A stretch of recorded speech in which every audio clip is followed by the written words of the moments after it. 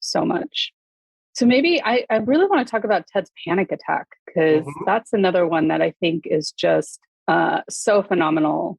I mean, first of all, just the acting, like it's can 100% see why Jason Sudeikis keeps winning awards. His ability to really portray that in a way that I know that I've heard other people talk about what their experience has been. And he just is amazing at.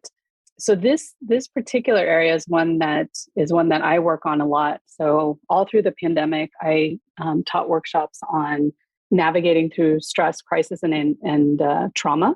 So for me, like this mind body connection piece is phenomenal, and I think the show has done such a good job of bringing it all together. And so, in this show, we see, like, we know that with panic attacks, like it's very much like a reaction. So like when our stress reaction is activated, we go through this entire like cycle of conditioned reactions, right? And so as soon as we're triggered in our stress, like it's different for people depending on like what's happened in your life and what you've experienced. It creates the lens through which we experience the world, right? So something that may be kind of stressful to you might be anxiety inducing for me, right?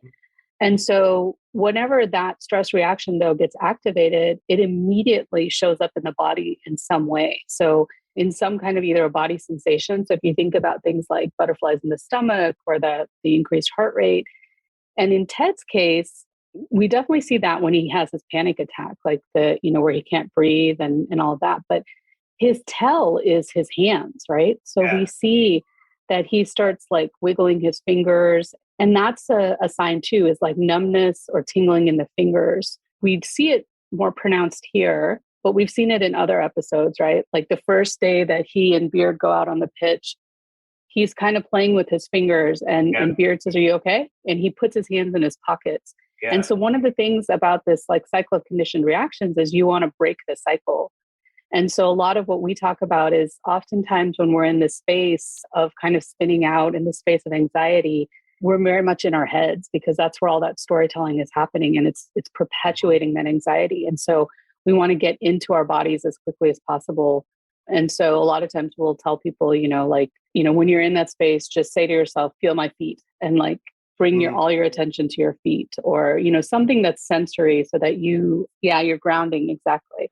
But the thing I really loved about this portrayal was also this idea of co-regulation, right? So with anxiety, it's very much about our nervous system. So it's our sympathetic nervous system, which is what we call like the gas pedal of the body, right? So this is meant to protect us, right? It's the part of our body that's our fight or flight system. And really, we need it when we're in danger.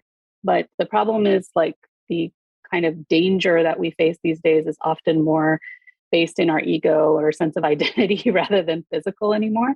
And so our gas pedal stays pressed down a lot longer than it really should be. And the problem with that is obviously like there's all kinds of stress hormones going through the body and things like that.